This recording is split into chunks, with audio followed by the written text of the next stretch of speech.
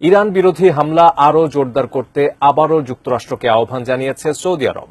যেখানে অন্যান্য আরব দেশগুলো ইরানের পাশে থাকার সিদ্ধান্ত নিয়েছে, সেখানে সৌদির এই বার্তা নিয়ে বিশ্বজুড়ে শুরু হয়েছে তোলপাড়। প্রশ্ন উঠছে, ঠিক কি কারণে এমন সিদ্ধান্ত নিল প্রিন্স সালমানের দেশটি? বিস্তারিত সাদিয়া সিদ্দিকার রিপোর্টে। আবারও ইরান বিরোধী সামরিক অভিযান আরও জোরদার করতে যুক্তরাষ্ট্রকে রিয়াদের গোপন আহ্বানের খবরে বিশ্ব রাজনীতিতে তোলপাড় শুরু হয়েছে।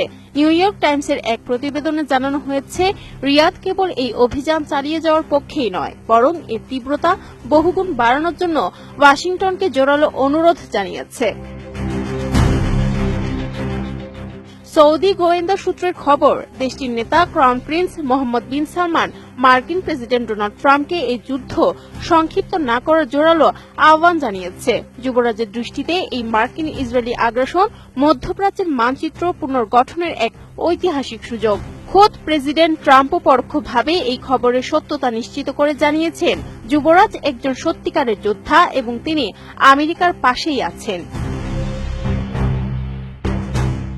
গত ২৮ ফেব্রুয়ারি থেকে শুরু হওয়া এই যুদ্ধে সৌদি আরব এখন পর্যন্ত সরাসরি অংশ না নিলেও তেহরানের পাল্টা আঘাত থেকে তারা রক্ষা পায়নি। সপ্তাহখানেক আগে লোহিত সাগর উপকূলে ইয়ানবুর তেল শোধনাগারে ইরানের ড্রোন আঘাত হেনেছে।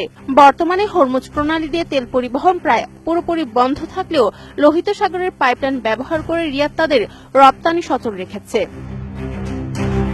নতুন বাংলাদেশ গড়তে এল জুলফিকার স্টিল।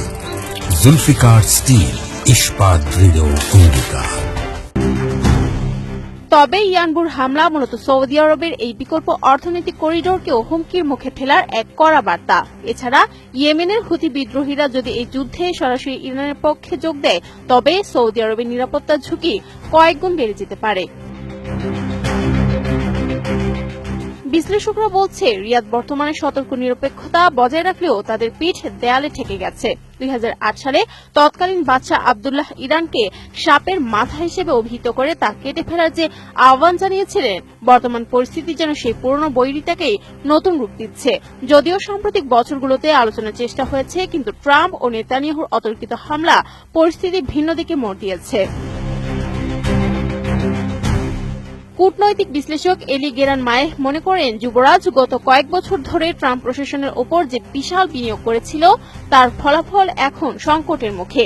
একদিকে ইরানের সঙ্গে চীনের মধ্যস্থতায় সম্পর্কের উন্নয়ন ঘটিয়েও শেষ রক্ষা হয়নি, কারণ যুদ্ধ শুরু হওয়ার পর ইরান সৌদি স্থাপনায় হামলা চালানো বন্ধ করেনি। অন্যদিকে সংযুক্ত আরব আমিরাত ইতোমধ্যে ইরানকে চূড়ান্তভাবে পরাজিত করার প্রকাশ্য আহ্বান জানিয়েছে।